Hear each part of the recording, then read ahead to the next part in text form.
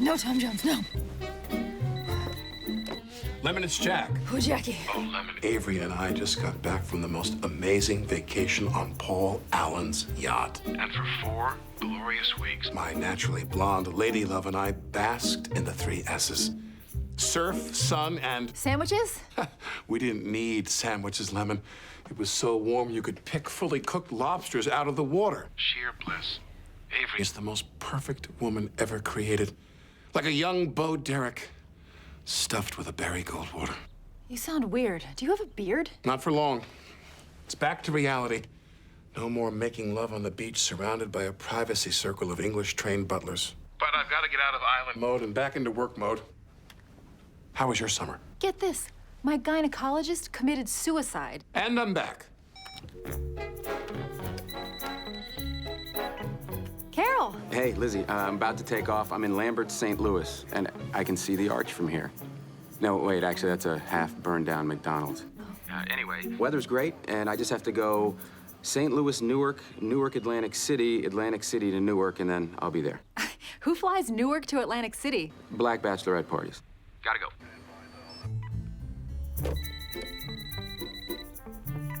Hello? Yo, I'm calling to say that I'm giving you 110% this year. I'm relaxed.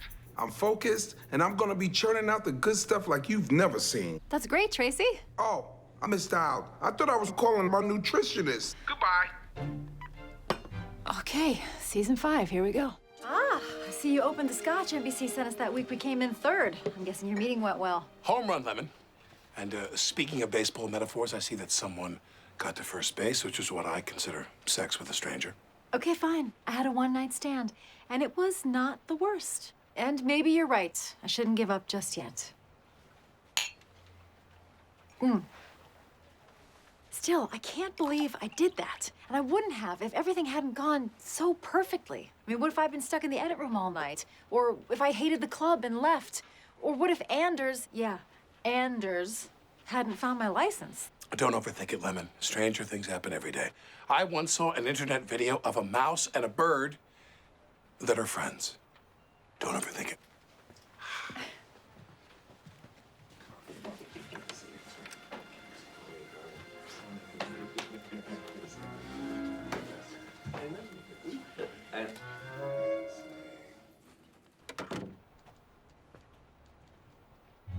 Gasp. Last night, a repulsive act occurred at a hotel in Midtown.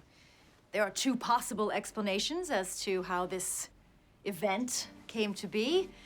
A simple one and a complex one. The simple explanation is that I went to a discotheque and a handsome, interesting man fell for me.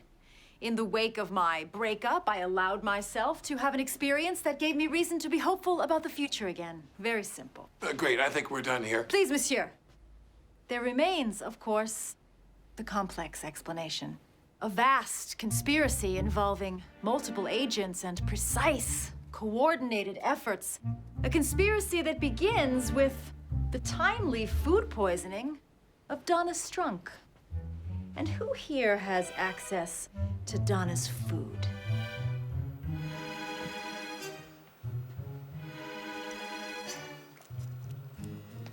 The second peculiar event, I lose my license, allowing it to be found by a handsome stranger. Serendipity? Perhaps. But how does one lose one's license out of a malfunction-proof Velcro Phillies sport wallet? Someone must have had access to my fanny pack. I only wanted ibuprofen. Then why is my ibuprofen bottle still sealed?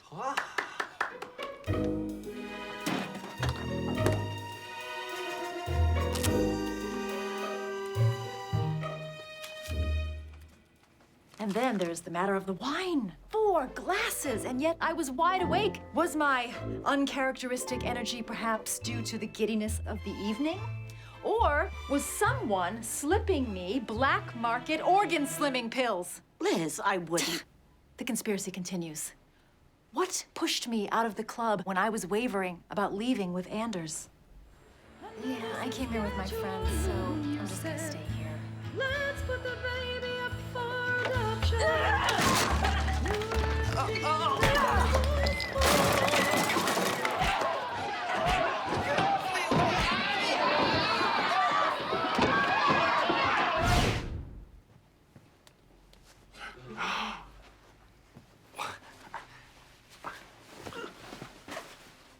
What, this?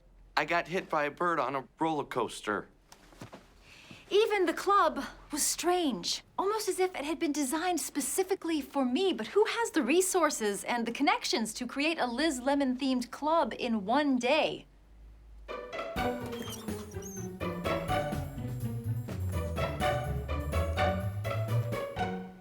You had to sign your crime, didn't you?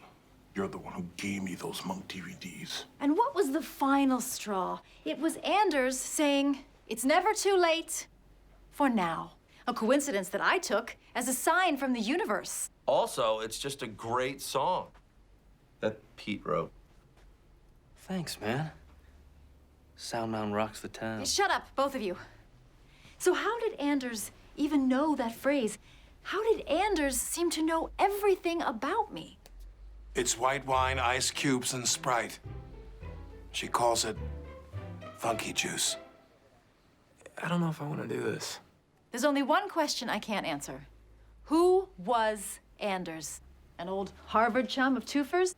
The son of one of Jack's senator friends? He certainly wasn't a Swiss prostitute that Martha Stewart recommended to me.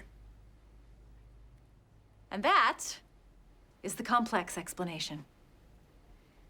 Of course, such a conspiracy would require a group of people who knew me so well and cared about my happiness so much that it's impossible to believe. No one could ever be that lucky. Which is why I choose the simple explanation. I choose to believe that last night Liz Lemon went out, got some, and felt good about it. And so I say goodbye to spinsterhood. Goodbye to giving up and to, oh God, a hawk got her. Lemon, you look terrible. And I once watched you eat oysters while you had a cold. We had him, Jack, and we lost him. So Kenneth and I had to spend the rest of the afternoon trying to think like Tracy. I ended up eating a swordfish dinner at a strip club, and Kenneth grabbed a cop's gun and shot a blimp. Let me help you. I am unstoppable today. If it'll make it any easier, imagine you're telling your story to Reagan himself. Well, Liz, will you tell the Gipper your sexual story? Mommy? I was 9 years old. I was roller skating in the house, which was absolutely forbidden. I was skating down the hallway on top of the world with my new skates and my new haircut, which everybody thought was a Dorothy Hamill, but was actually a Pete Rose. Anyway, I needed to go to the bathroom, but the door was locked. My recently divorced aunt had moved in with us, and I was sharing a bathroom with her. To be prepared, I tried to take my underpants off over my roller skates. I slipped, and as I fell, I pulled down this poster of the singer Tom Jones that my aunt had put up. My mom heard the noise and ran and found me, squirming under the Tom Jones poster with my underpants around my ankles. It didn't look good, Jack. She thought I did it on purpose. And she didn't say a word. She just went in my room and took all my posters. Grizzly Adams, Larry Wilcox, Han Solo, Tug McGraw, Mike Schmidt, Kermit, Gunther Gable Williams. She took all the people away, Jack. Sex makes the people go away.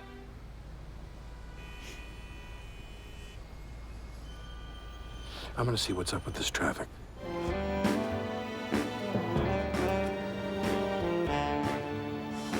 Mommy, what's that? It's a toilet or a woman. It's whatever you need it to be. No! People of the sidewalk, we can't give up on the written word. We need stories. Because I don't have a plan B. I have a degree in theater tech with a minor in movement. Why did my parents let me do that? It's over. Who's there?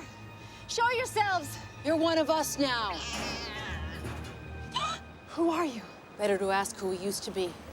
People whose professions are no longer a thing. Once, I was called travel agent. I was an American auto worker. And I played dynamite saxophone solos and rock and roll songs. Come. We live under the subways with the CEO of Friendster. No, TGS isn't dead yet. We're throwing everything out and starting over. Only home runs, guys. Focus up. It's just hard to concentrate. It's so nice working outside. I said he's busy. Busy, Jonathan. I got a bag stuck in a tree. Jack, I have a bag stuck in a tree outside my apartment, and I can't get it down. And I don't know why it's making me so crazy. Yes, you do. You said it yourself. And it's not just about a bag or a view. It's about taking charge of your life and solving problems. I'm facing a similar situation myself. Lay it on me. Two-way street.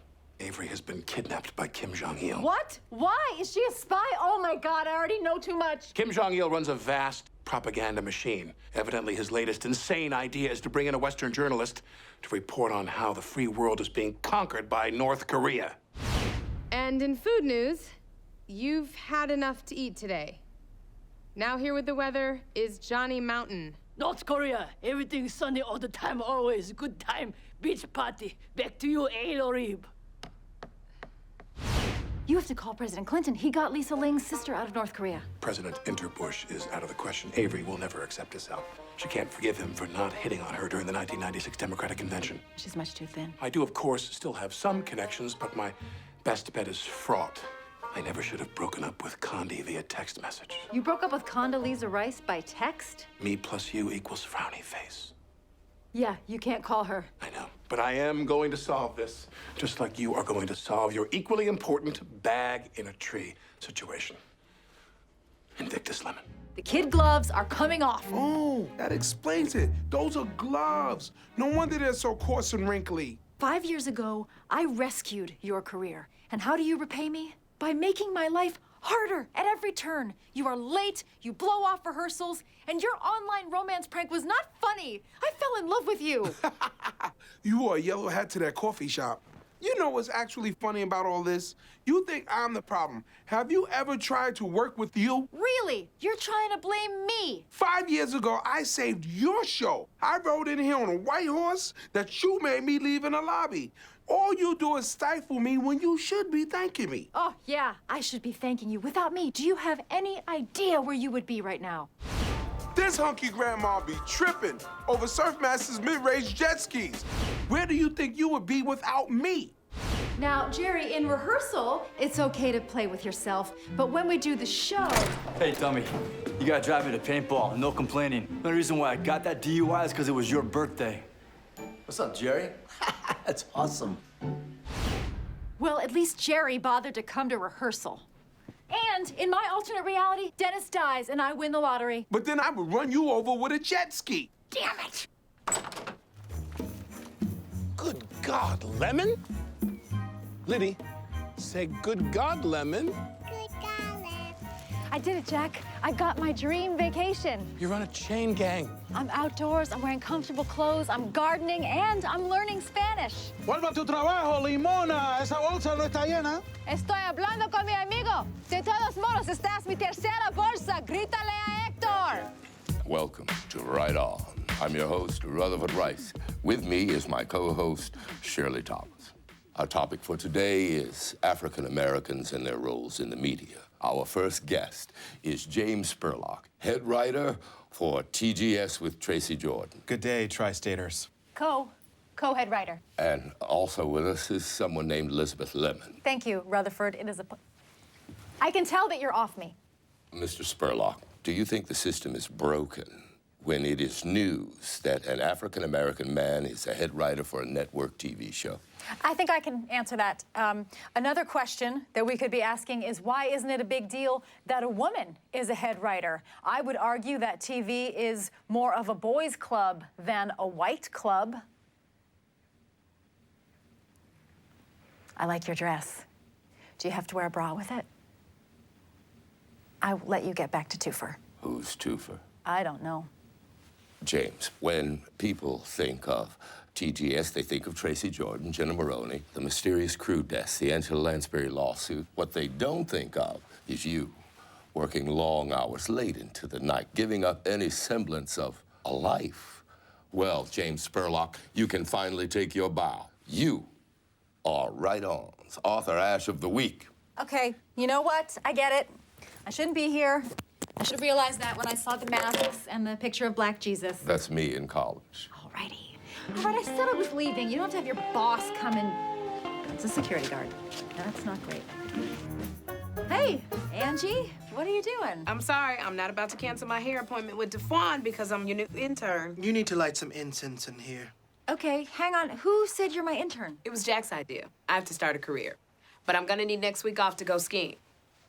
What? Okay, I see what this is. Jack's messing with me. We're having a little fight, so he sent you here. Excuse me, how is my being here messing with you?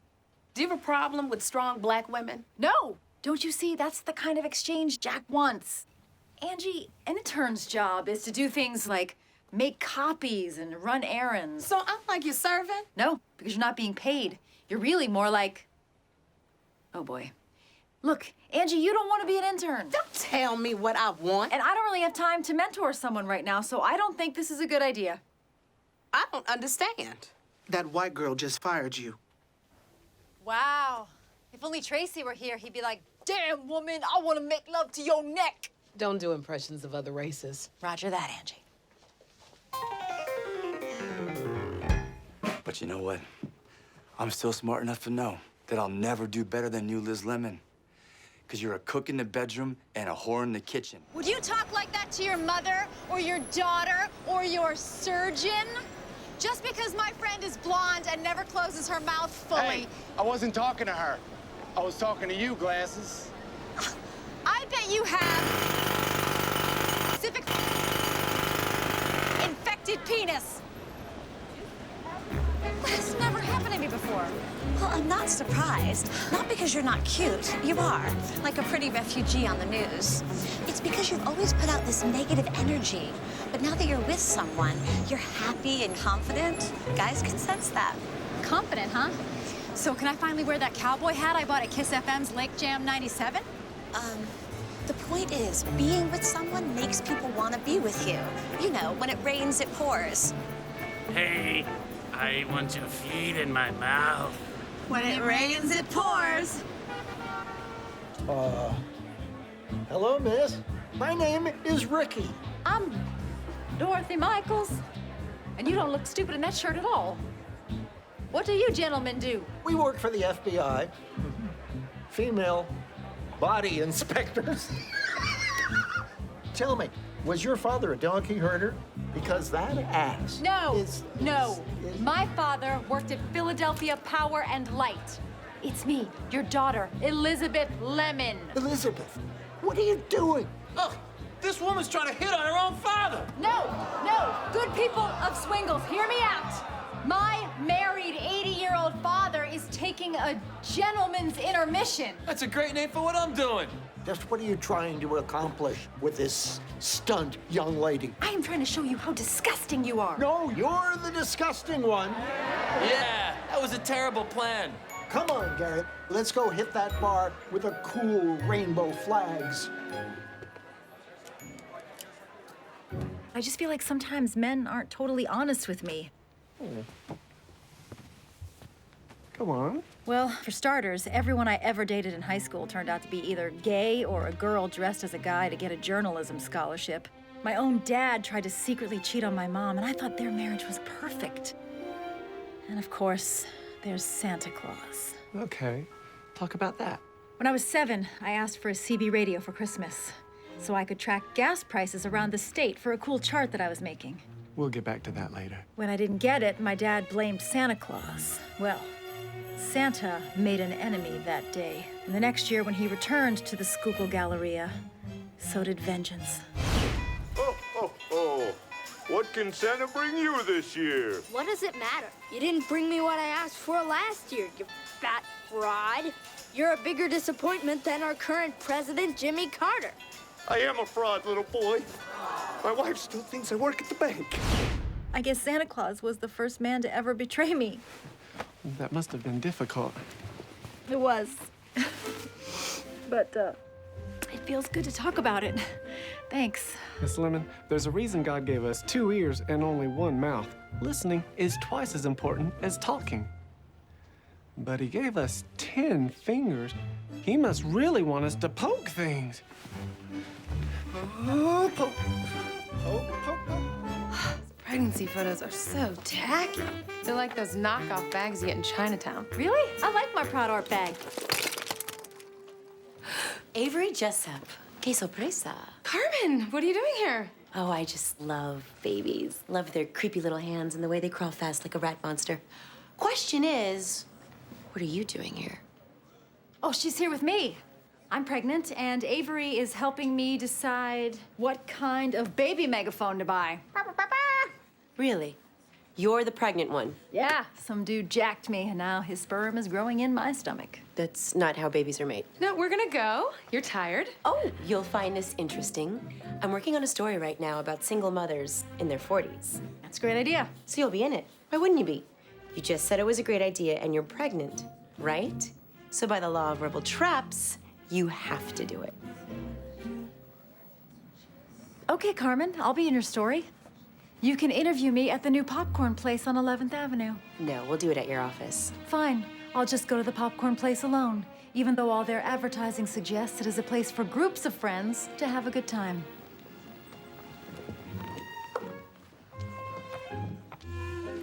You know what sucked about my last lesbian orgy? Right in the middle of it, one of us had to get up to go use the bathroom, and then we all had to go. Okay. There's something everyone here needs to see. Abby, you might want to sit down for this. Yeah, come sit on my Strike-of-us. On a chair. Come on, Sue. Abby, this is for your own good. Open apple, tough love time. Has anyone ever actually had a good time at brunch? You know? Is that you? I don't know where you found that, but I am taking it down. That's what she said. Okay, first of all, Steve Carell owns That's What She Said. He owns it. And second of all, it's time to stop hiding. A young person helped me online post this on joanofsnark.com. You stupid, meddling bitch. Yes, there's your real voice. There's Abby Grossman. To quote Eleanor Roosevelt, "We are." Do you understand what you've done? You have signed my death warrant. How's that now? My ex-husband is gonna see this, he's gonna find out where I am, and he is gonna try to run me over with his car again. I changed my appearance to get away from him. Oh, because I thought it was like pressure from society. You're right, Liz. I was hiding from a man who went insane after being electrocuted while watching Sleeping with the Enemy. I was cut out of that. And yeah, I am desperate for male attention because I feel safer having men around in case Troy comes back. That is why I slept with Lutz. And I shall protect her. Is there an Abby Flynn here? That's her, Troy! I'm on your side. Get her! Jeez, Lust, it's the UPS guy. Okay, I think we all owe Abby an apology. Oh my God, it's from him. I thought this box would be the perfect size for your head. P.S. I was electrocuted again while watching Seven. Great. I have 6 hours to start a new life. I'll have to be a redhead this time. Oh, I don't know. With your coloring. You know what? Don't listen to me. You must really hate women, Liz. Liz Lemon is a Judas to all womankind.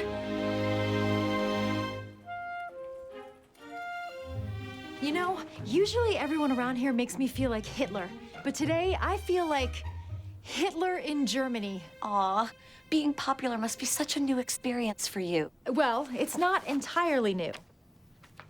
Wow, I would experiment with that girl. Too small. That's me for 2 weeks in college. I was popular for one glorious fortnight, and then it went away.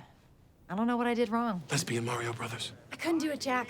I just couldn't support BWL, and I'd already thrown out all my other jeans. That is the most unflattering item of clothing I have ever seen you wear, and I'm including 2008's turtleneck with smiley face vest. But I feel good. And not just because in my shorteralls I found a bag of Tastestations, a discontinued chocolate hard candy, but because sometimes you gotta do the right thing. Even when the wrong thing would be a whole lot easier. Die, werewolf zombie.